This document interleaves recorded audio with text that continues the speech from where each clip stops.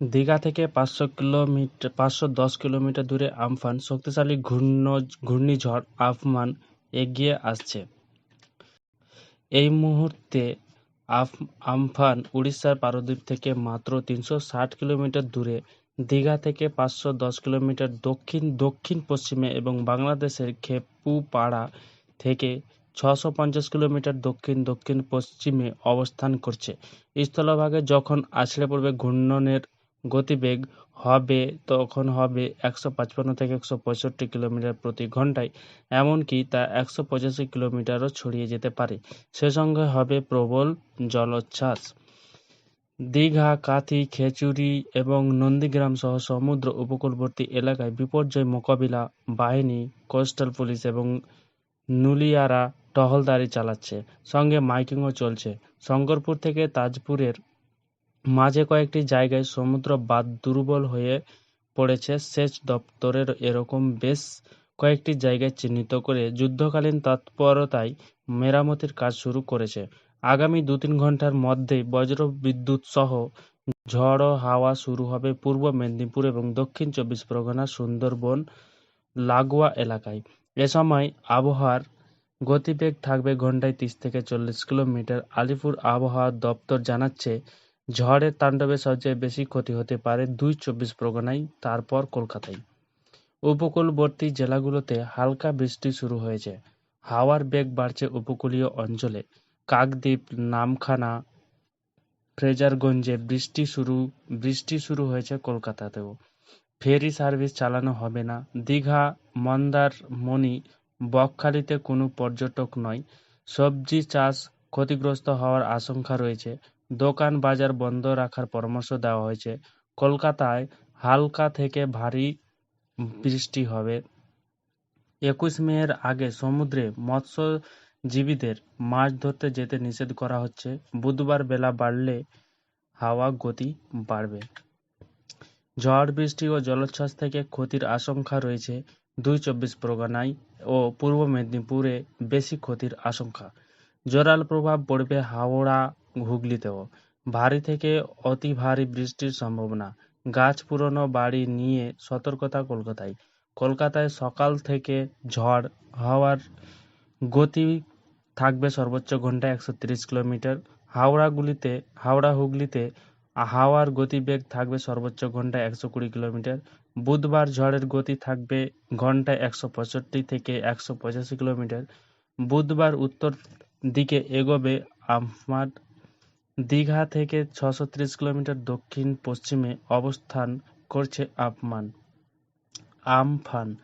পশ্চিম মেদিনীপুর, হাওড়া, হুগলি, কলকাতায় ঘূর্ণনের গতিবেগ থাকবে 110 থেকে 130 কিলোমিটার। উত্তর ও দক্ষিণ 24 পরগনা এবং পূর্ব মেদিনীপুর ঘূর্ণনের গতিবেগ হতে পারে 165 থেকে 195 কিলোমিটার প্রতি ঘন্টায়। উত্তর ও দক্ষিণ 24 পরগনায় 4 থেকে 6 মিটার জলোচ্ছ্বাস হতে পারে। নিচু এলাকাগুলোতে তাতে প্লাবিত হওয়ার আশঙ্কা রয়েছে। আমফানের প্রভাবে বুধবার ভারী থেকে অতি ভারী বৃষ্টি হবে পশ্চিম মেদিনীপুর, উত্তর ও দক্ষিণ 24 পরগনা, হাওড়া, হুগলি এবং কলকাতায়। বৃহস্পতিবার ভারী বৃষ্টি হবে উত্তর ও দক্ষিণ 24 পরগনার কিছু জায়গায়, নদিয়া এবং মুর্শিদাবাদের কিছু অংশে। বুধবার হালকা থেকে মাঝারি বৃষ্টি হবে মালদহ, উত্তর ও দক্ষিণ দিনাজপুরে। বৃহস্পতিবার বৃষ্টি হবে সিকিমে। ক্ষয়ক্ষতি হওয়ার আশঙ্কা রয়েছে পূর্ব মেদিনীপুর, 24 পরগনা, হাওড়া, হুগলি ও কলকাতায়। ক্ষয়ক্ষতি হতে পারে কাঁচা বাড়ি, পুরনো বাড়িগুলো। বিদ্যুতের খুঁটি, গাছ উপড়ে যেতে পারে। 21 মে পর্যন্ত মৎস্যজীবীদের সমুদ্রে যেতে নিষেধ করা হয়েছে। বেশ কিছু ট্রেনের রুট বদলের সম্ভাবনা রয়েছে। প্রয়োজনে বাতিলও হতে পারে।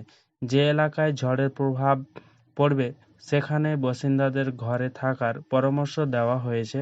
নিচু এলাকাগুলো থেকে বাসিন্দাদের সরে যেতে বলা হয়েছে।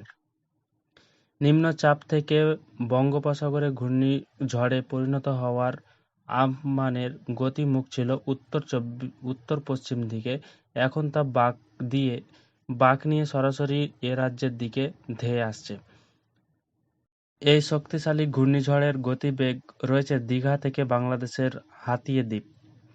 সোমবার আমফান শক্তি বাড়িয়ে সুপার সাইক্লোনে পরিণত হয়েছিল। আজ সামান্য কিছুটা শক্তি হয়েছে, তবে এখনও এক্সট্রিমলি সিভিয়ার সাইক্লোনের রূপ নিয়েছে। ফলে সমুদ্র থেকে যখন স্থলভাগে আমফান আছড়ে পড়বে, তার গতি থাকবে প্রবল। আছড়ে পড়ার সম্ভাবনা রয়েছে সাগর দ্বীপ এবং সুন্দরবন অঞ্চলে, যদিও এখনও নিশ্চিত করে বলা হচ্ছে না ঠিক কোথায় ছবল মারবে আমফান। তবে যা গতিপথ রয়েছে তাতে মনে করা হচ্ছে সাগরদ্বীপ, কাকদ্বীপ এবং সুন্দরবন এলাকায় সবচেয়ে ক্ষয়ক্ষতি হতে পারে।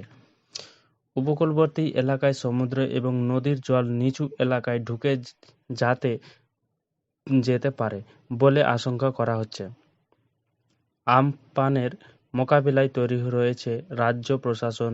দীঘা থেকে সুন্দরবন সমস্ত উপকূলবর্তী এলাকায় রয়েছে জাতীয় বিপর্যয় মোকাবিলা বাহিনীর সদস্যরা। তীরবর্তী এলাকা থেকে বাসিন্দাদের সাইক্লোন সেন্টারে সরানো হয়েছে। উপকূলবর্তী এলাকা ছাড়াও কলকাতাতেও ব্যাপক প্রভাব পড়ার সম্ভাবনা রয়েছে আমপান।